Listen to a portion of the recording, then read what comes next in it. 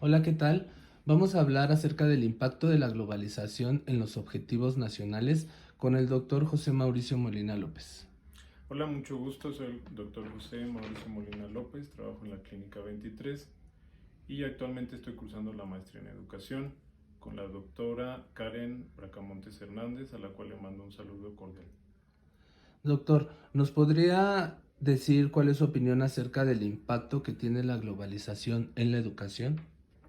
El impacto que tiene la globalización en la educación hoy en día es de tal magnitud que impulsa a que los países despierten de su adormilamiento educativo en el sentido de que deben de alcanzar metas estandarizadas que las organizaciones internacionales establecen, en el sentido de que algunos países tienen mucho atraso, les demanda mayores esfuerzos para lograr esos niveles estándares que hay actualmente en otros países, tales como Finlandia, Corea del Sur, que son los que van a la cabeza de esta globalización.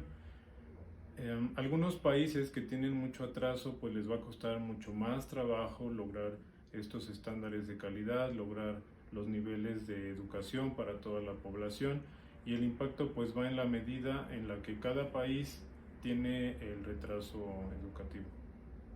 Ok, doctor, ¿nos podría dar su opinión acerca del papel que juegan los organismos internacionales en la toma de decisiones por parte del gobierno mexicano en materia de educación? Sí, el impacto y que ejercen los organismos internacionales, en especial en la educación en México, es muy grande. Cuando en los años 70 y 80 México tenía un rezago económico muy grande, pues tuvo que hacer préstamos al Banco Mundial para que le ayudara a que la economía de México creciera. Al tener este endeudamiento con el Banco Mundial, pues también adquiere compromisos. Estos compromisos son que México pues tiene que producir cada vez profesionistas que ayuden a que se eleve el Producto Interno Bruto del país, y con esto obtener mayores ganancias para estas mismas organizaciones internacionales que están inyectando su economía en México. Estas organizaciones eh, hoy en día pues incluso dirigen las políticas que gobiernan la educación en México, son las que dirigen hacia dónde va el rumbo del país en educación, y pues están bastante inmiscuidas tanto en la política de México como en la educación. Ok, doctor, ¿usted considera que el sistema educativo mexicano responde a los objetivos educativos globales? El sistema educativo mexicano tiene dos grandes vertientes. Una es el sistema educativo público y el sistema educativo privado. Somos el primer país en todo el mundo que tiene la mayor brecha entre la educación privada y la educación pública. Tenemos a gran parte de la población de nuestros educandos en el sistema privado. Esto genera que pues el sistema privado sí cumpla con los estándares internacionales, en el sentido de que pues están tratando de formar al estudiante como uno de los mejores. Pero por el otro lado, la educación pública tiene muchos rezagos educativos. Un ejemplo de ello es hoy en día lo que estamos viviendo con la pandemia, pues la educación primaria y secundaria, desgraciadamente, pues las educaciones son virtuales, sin una interacción profesor-alumno, y esto hace que no haya una exigencia por parte de los profesores hacia los alumnos de forma más directa.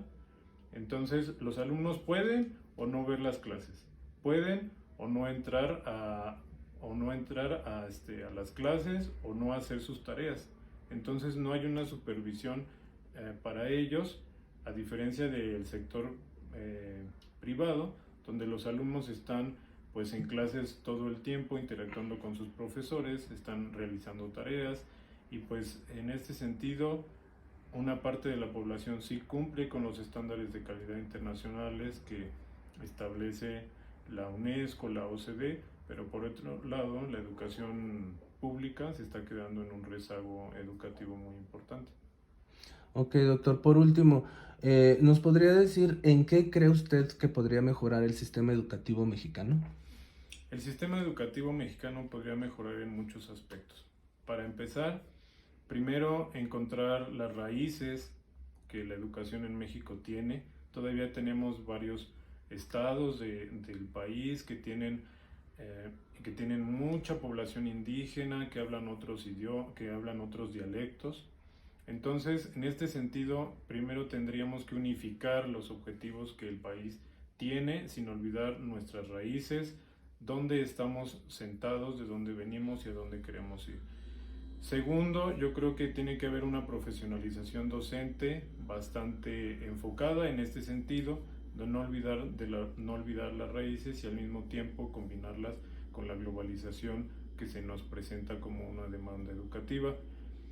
Y tercero, algo pues también muy importante es que el país entre en la reforma tecnológica. Esto significa que los estudiantes tengan más acceso a la tecnología para la información y la educación. Esto va a permitir que pues podamos acceder a información que a lo mejor no tenemos presente en libros, que no tenemos en bibliotecas, pero que sí estaría en unas bibliotecas virtuales. Una forma de hacer esto es permitir que los niños de la educación, tanto pública como privada, pudieran asistir un día, por ejemplo el sábado, de forma voluntaria, y que alguien estuviera atendiendo la parte de la biblioteca donde les diera acceso a la información tecnológica, a la información bibliográfica que hubiera ahí, porque muchos de los estudiantes no cuentan con los recursos suficientes para hacerlo en su casa. Entonces, en este sentido, podrían estar abiertas las bibliotecas con computadoras, con tablets disponibles para que ellos tuvieran acceso a la información y pudieran llevar a cabo su educación. Hay muchos de los estudiantes que tienen aspiraciones grandes en la vida, pero no tienen desgraciadamente los recursos económicos que les facilitaran lograr sus objetivos. Entonces, estas son algunas de las cosas que yo creo que la educación podría hacer para mejorar el país. Le agradecemos mucho su opinión, doctor. Que tenga muy buena tarde. Buenas tardes.